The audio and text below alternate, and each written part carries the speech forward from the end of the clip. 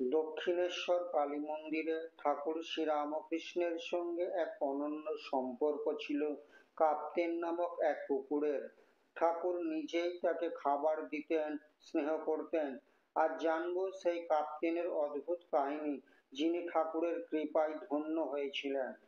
দক্ষিণেশ্বরে একটি কুকুর ছিল, শ্রীরামকৃষ্ণদেব তাকে কাপ্তেন বলে ডাকতেন।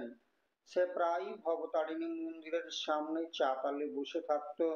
শ্রীরামকৃষ্ণ কাপ্তেনকে ডাকলেই সে এসে তার পায়ে গোড়াগড়ি দিত।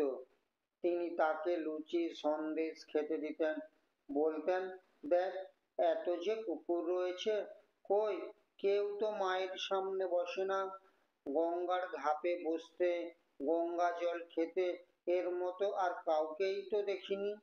কাপ্তেনটা সাব্যস্ত হয়ে জন্মেছে, ওর পূর্বজন্মের সংস্কার ছিল, তাই এখানে এসে করছে। ধন্য হয়ে গেল।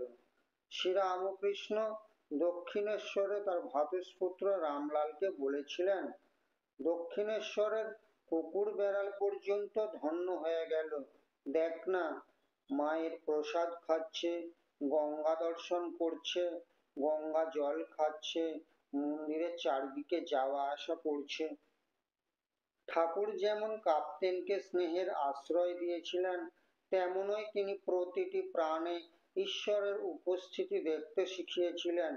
এই গল্প শুধু এক কুকুরের নয়, ভক্তি, দয়া ও ঈশ্বর প্রেমের এক চিরন্তন শিক্ষা।